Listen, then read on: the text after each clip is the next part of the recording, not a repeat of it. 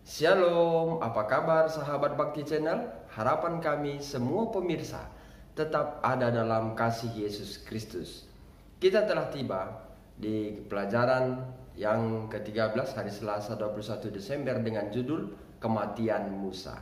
Mengawali pelajaran ini kita berdoa. Bapa di sorga, terima kasih berkat-Mu menjadi bagian kami saat ini.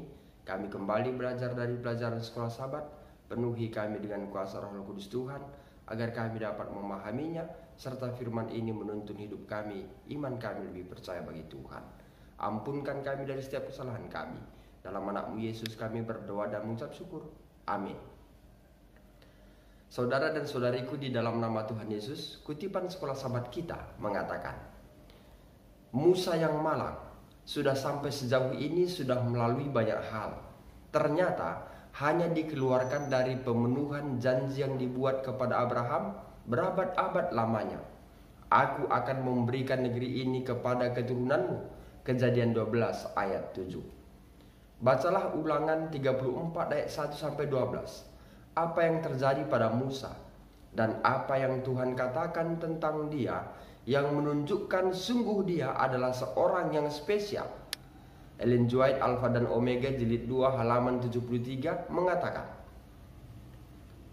di dalam kesunyian itu, ia telah mengulangi kembali kehidupan yang penuh dengan ujian dan kesukaran-kesukaran semenjak ia meninggalkan kehormatan istana dan kerajaan Mesir untuk menggabungkan hidupnya dengan umat pilihan Allah.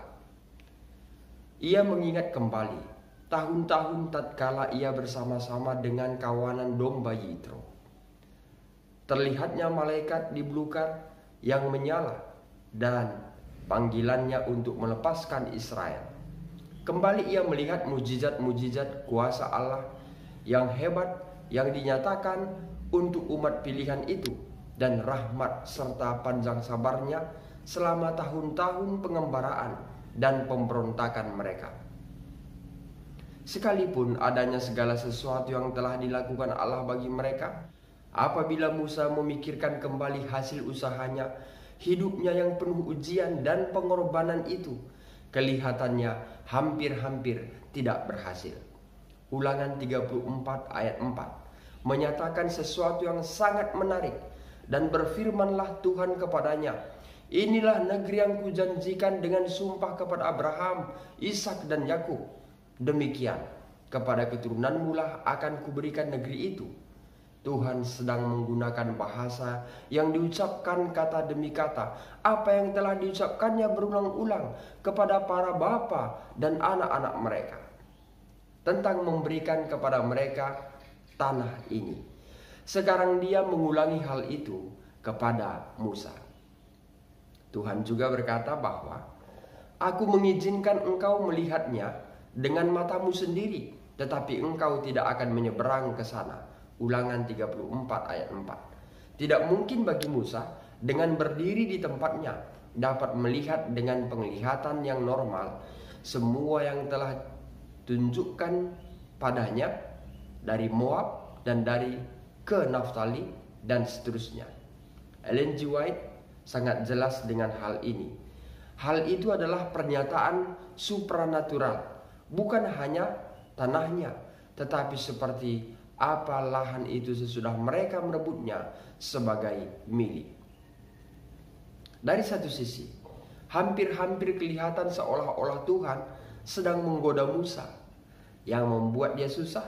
Engkau seharusnya bisa berada di sini kalau saja engkau menuruti saya sebagaimana seharusnya. Atau kalimat yang lain yang seperti itu. Tetapi gantinya itu, Tuhan menunjukkan kepada Musa bahwa terlepas dari segala sesuatu, bahkan meskipun ada kesalahannya Musa, Allah akan tetap setia pada janji-janji perjanjian yang dia telah buat dengan para bapa-bapa dan dengan orang Israel sendiri. Seperti yang kita akan lihat juga, Tuhan bahkan telah melakukan sesuatu yang lebih baik yang disimpan untuk hambanya yang setia, walaupun memiliki cacat ini. Saudara dan saudariku di dalam nama Tuhan Yesus, demikian pelajaran sekolah Sabat kita di pelajaran hari Selasa. Semoga melalui pelajaran ini menuntun iman percaya kita untuk lebih setia kepada Tuhan, agar tanah perjanjian yang Tuhan telah janjikan itu kepada saudara dan saya menjadi bahagian kita, yaitu kerajaan sorga. Demikian pelajaran untuk hari ini. Mari kita tutup dengan doa. Bapa kami yang di sorga, terima kasih. Hari ini kembali kami dapat belajar dari pelajaran sekolah Sabat, mengingatkan kami tentang kematian Musa.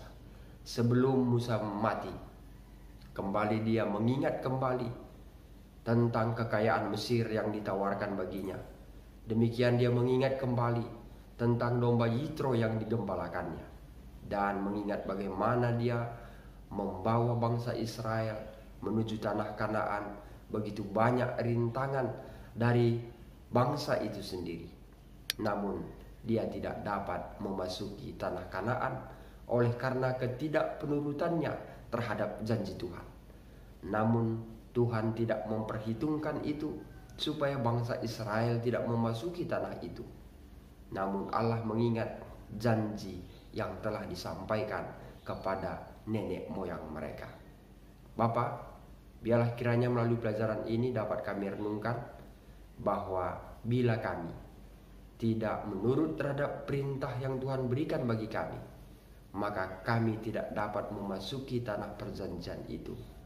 Kami hanya dapat mengetahui dan memandangnya.